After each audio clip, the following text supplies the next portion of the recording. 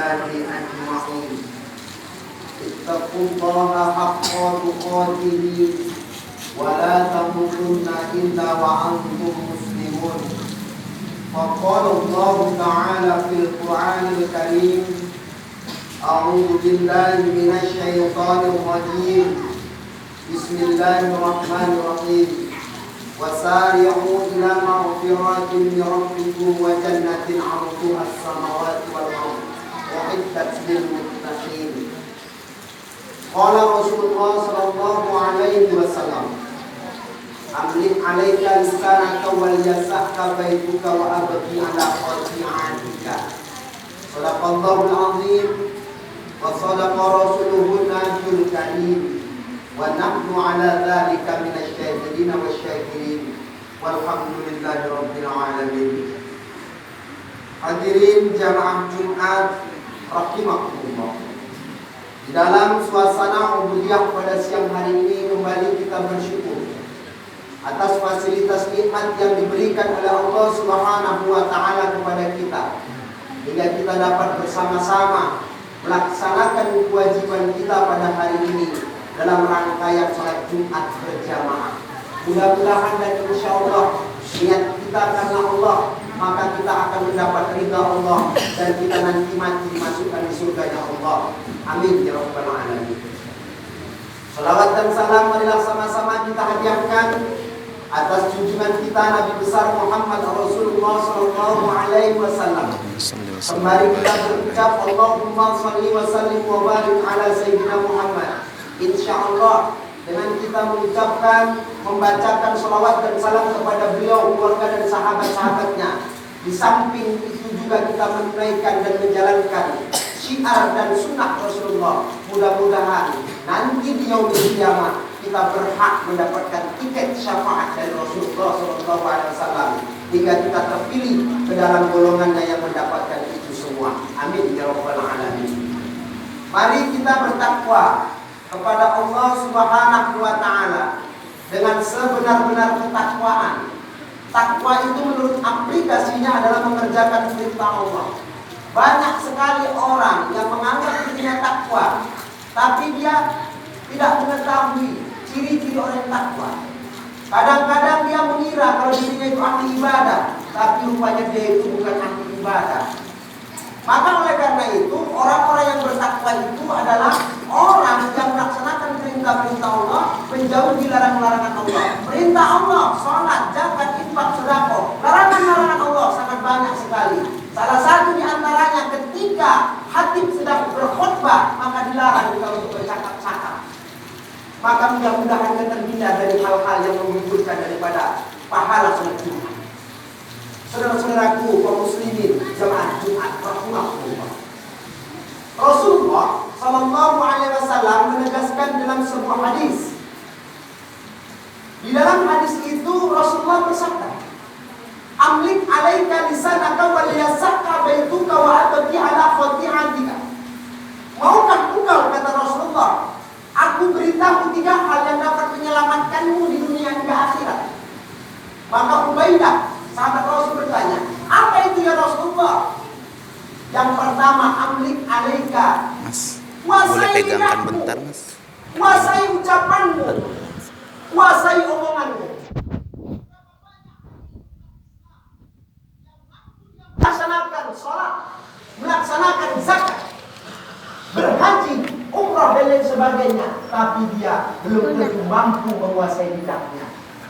Seberapa banyak di antara umat Islam yang kelihatannya ahli ibadah, ahli warok, ahli masjid, tapi ucapannya tidak bisa menjadi patokan dan pedoman. Suka menggibah, suka menceritakan kekurangan dan aib saudaranya, bahkan tetangganya. Bukan itu saja, saudara kandungnya sendiri pun digibahnya. Maka kata Rasulullah, apabila itu terjadi, maka ini orang bukan orang yang beriman dan bertakwa kepada Allah dan Rasulnya. Man kana yu'minuna billahi wal yawmil akhir falyaqul khairan aw liyasmut. Barang siapa beriman kepada Allah, hari akhir, maka katakanlah yang benar. Kalau memang tidak mampu kita mengatakan yang benar, lebih bagus diam. Hari ini banyak orang berbohong, hari ini banyak orang berdusta. dia menutupi dirinya dengan kedustaan. Kadang-kadang dia berdagang diiringi dengan dusta. Kadang-kadang demi popularitas dia berdusta dan berbohong. Demi pangkatnya, demi hal-hal dunia, dia rela berbohong. Maka disinilah yang perlu kita pertanyakan. Apakah kita termasuk orang-orang yang jujur atau orang-orang yang suka masih berbohong? Kalau kita masih orang yang suka berbohong, diri kita masih ada kebohongan, berarti kita belum masuk kategori orang yang beriman. Maka di awal hadis tadi, mangkana yu'minuna billah, barang siapa beriman kepada Allah. Katakan yang benar. Kalau nggak mampu bilang, artinya orang yang suka berbohong berarti di dalam dirinya belum ada keimanan yang matang di sisi Allah Subhanahu wa Ta'ala. Saudara-saudaraku, kaum muslimin jamaah Jumat rahimahullah.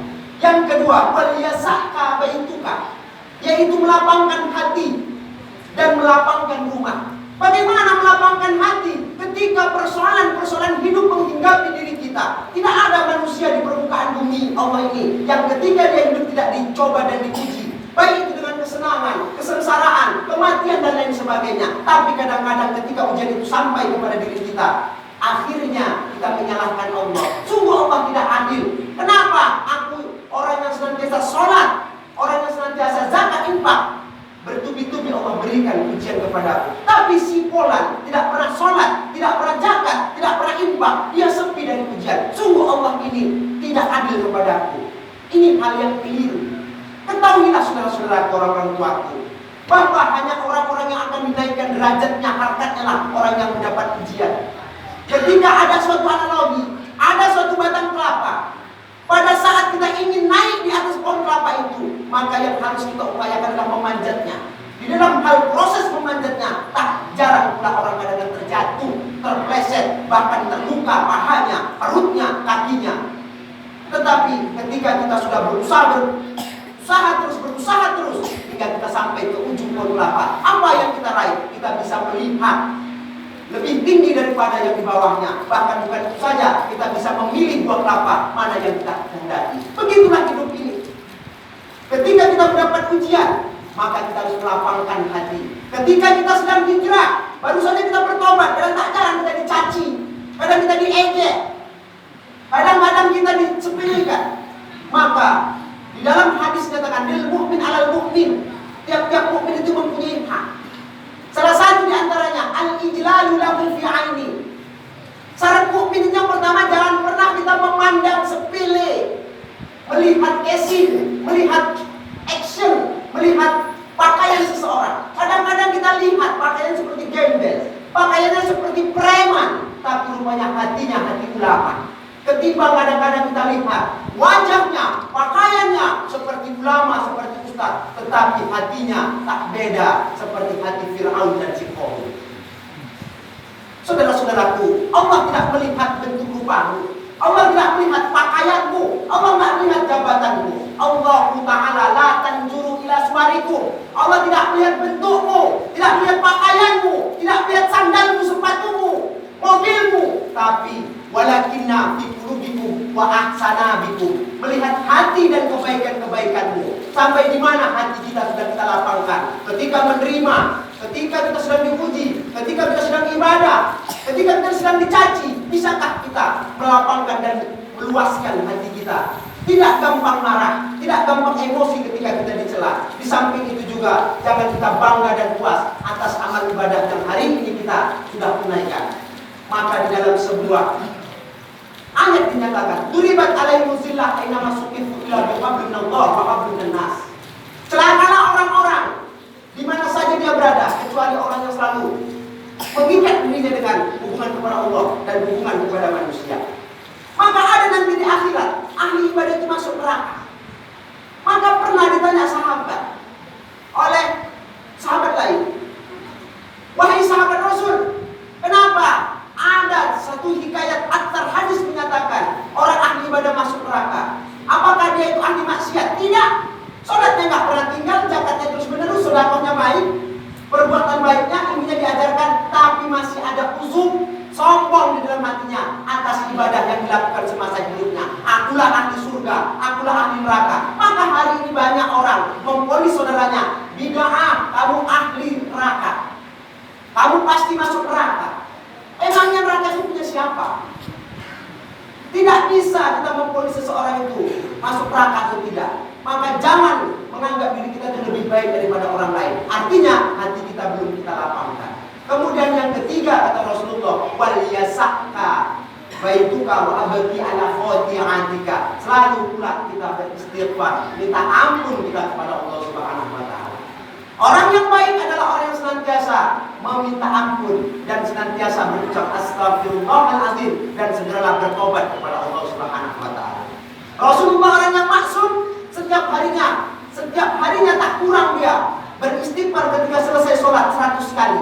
Lantas kadang-kadang kita bukan ulama, bukan nabi dan bukan rasul, bukan ahli ibadah. Kita kadang-kadang selesai sholat tak pernah kita beristighfar. 3 kali kita beristighfar, kita anggap itu sudah cukup. Padahal di dalam diri kita ini ada 9 dosa yang setiap hari lubang-lubang dosa itu menghasilkan dosa tanpa kita sadari. Apa itu? 2 mata kita setiap hari menghasilkan dosa. 2 telinga kita setiap hari menghasilkan dosa. 4. 2 lubang hidung kita menghasilkan dosa setiap hari. 6. 1 lagi mulut. Setiap hari kita berucap bohong menghasilkan dosa. 7. Lubang kemaluan. Dan 1 lagi lubang dubur kita. 9. 1 lagi rongga kolbi hati. Kadang-kadang kita merasa nggak nyaman dengan orang lain. Kadang-kadang kita merasa iri dengan keberhasilan orang lain. Jadi 10. Pantas kalau kita selesai sholat itu beristighfar 10 kali setiap waktu. Jadi kalikan 5 berarti 50 kali. Insya Allah dosa-dosa kita akan terampuni. Maka tidak ada dosa yang tidak terampuni kecuali syirik kepada Allah Subhanahu wa taala. Itu pun apabila pelaku syiriknya memang betul-betul bertobat kepada Allah Subhanahu wa taala, Allah itu membuka seluas-luasnya pintu maghfirah. Wasari'u ila maghfiratin min rabbikum wa jannatin 'arduha as-samawati wal ardh uiddat lil muttaqin. Bersegeralah kamu kepada ampunan Allah yang Allah itu menyediakan surga seluas langit dan bumi diperuntukkan bagi orang-orang yang bertobat dan bagi orang-orang yang bertakwa. Saudara-saudaraku, kaum muslimin jamaah Jumat rahimakumullah. Kesimpulannya, 3 hal ini mari sama-sama kita jadikan satu cemeti, sekaligus kita jadikan satu acuan. Apabila kita mampu merealisasikan 3 hal ini dalam kehidupan kita sehari-hari, insya Allah kita akan mendapatkan kenyamanan dunia dan akhirat. Demikianlah pertemuan sedikit ini, mudah-mudahan bermanfaat dan bisa menjadi cemeti untuk kita kesemuanya. Lebih-lebih bisa meningkatkan keimanan, keyakinan kita di dalam peribadatan dan kehidupan kita sehari-hari. Barakallahu li wa lakum fil Qur'anil Karim wa nafa'ni wa iyyakum bihi minal ayati wa dzikril hakim. Fataqabbal minni wa minkum tilawatahu innahu huwal ghafur